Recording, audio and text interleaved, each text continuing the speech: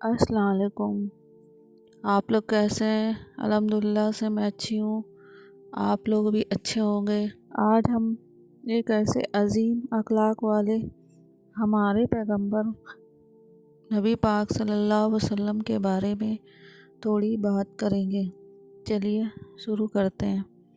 رسول اللہ صلی اللہ علیہ وسلم کے اخلاق اتنے عظیم تھے کہ اللہ تعالیٰ نے قرآن میں فرمایا، اور تم بلند اخلاق پر ہو۔ آپ کبھی کسی کو ذلیل نہیں کرتے، ہمیشہ مسکرا کر بات کرتے۔ آپ نے ان لوگوں کو بھی معاف کر دیا جو آپ کو تکلیف دیتے رہے۔ فتح مکہ کے دن جب پورا مکہ آپ کے قدموں میں تھا، تب بھی آپ نے فرمایا، آج کوئی پکڑ دندی نہیں، سب کو معاف کر دیا جائے۔ وہ ایک سادگی بھری زندگی جیتے تھے۔ نبی پاک صلی اللہ علیہ وسلم کے گھر میں ایک مہینے تک چولہا نہیں جلتا تھا، پھر بھی کبھی شکایت نہیں کی، سادگی کو پسند کیا اور شکر ادا کیا۔ سب سے زیادہ سخی رمضان میں آپ نے ہوا سے زیادہ سخاوت فرماتے، کسی ضرورت مند کو کبھی نہ نہیں کہتے۔ بچوں سے پیار، آپ ہمیشہ بچوں کو دیکھتے ہی مسکراتے، ان کے ساتھ کھیلتے اور بیٹھتے اور فرماتے، بچوں پر رحمت نہیں کرے گا وہ ہم میں سے نہیں۔ جانوروں سے بھی پیار، ایک جانور کو تکلیف ہوتی دیکھتے تو فکر ہوتی، آپ نے فرمایا، ہر دل رکھنے والی چیز پر رحمت کرو۔ سبحان اللہ، ہمارے نبی پاک صلی اللہ علیہ وسلم اتنے نیک دل تھے۔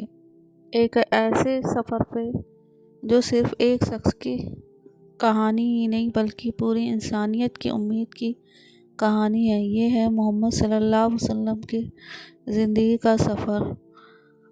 بچپن اور مکہ کی زندگی۔ نبی صلی اللہ علیہ وسلم کا پیدائش مکے میں ربیع الاول کی 12 تاریخ کو ہوئی۔ آپ یتیم پیدا ہوئے اور تھوڑے ہی دیر میں آپ کی والدہ بھی انتقال کر گئیں۔ پھر دادا عبدالمطلب اور چاچا ابو طالب نے پرورش کی، لیکن ایک بات عجیب تھی، آپ بچپن سے سچ بولتے، کسی کا حق نہیں مارتے، جھوٹ نہیں بولتے، اس لیے پوری مکہ آپ کو الامین بلانے لگی، سب سے سچا اور سب سے ایماندار۔ 40 سال کی عمر ہوئی، آپ غار ہرا میں عبادت کر رہے تھے، اور وہاں ایک لمحہ آیا جس میں دنیا بدل گئی۔ حضرت جبرائیل علیہ السلام آئے اور کہا، اقرا، پڑھو۔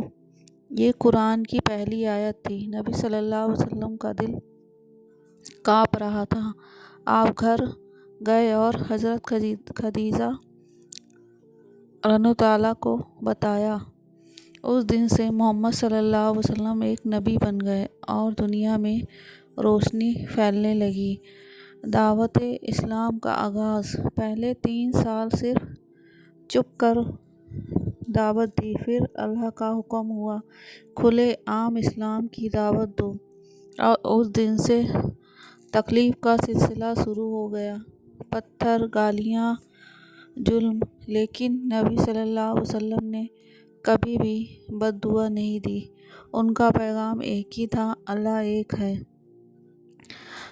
جب مکہ کے لوگوں نے قتل کا پلان بنایا، اللہ کا حکم آیا، ہجرت کرو۔ نبی صلی اللہ علیہ وسلم اور ابو بکر نے اندھیری رات میں مکہ چھوڑا، غار ثور میں 3 دن چھپ کر رہا۔ مدینہ پہنچتے ہی لوگوں نے آپ کا استقبال سے نہیں، محبت سے سواگت کیا۔ پہلے مسجد بنی اور ایک نیا اسلامی نظام ہوا۔ نبی پاک صلی اللہ علیہ وسلم کبھی اپنے لیے نہیں لڑے، ہمیشہ ظلم روکنے کے لیے، انصاف لانے کے لیے اور لوگوں کو بچانے کے لیے۔ آپ کے اخلاق نے دشمن کو کبھی دوست بنا دیا۔ فتح مکہ۔ 8ویں ہجری میں جب مسلمانوں نے مکہ فتح کیا تو سب سوچ رہے تھے کہ آج محمد صلی اللہ علیہ وسلم اپنے دشمنوں سے بدلہ لیں گے، لیکن آپ نے کہا آج کوئی بدلہ نہیں، سب کو معاف کر دیا۔ دشمن نے اپنی زندگی میں پہلی بار انصاف دیکھا اور اسلام میں داخل ہو گئے۔ آخری حج میں 1,24,000 صحابی جمع تھے۔ نبی صلی اللہ علیہ وسلم نے بیان دیا، وہ انسانیت کا سب سے خوبصورت پیغام تھا۔ آپس میں نفرت مت رکھنا، خیانت امانت مت کرنا، اور سنو، ایک عرب کو اعظمی پر کوئی فضیلت نہیں۔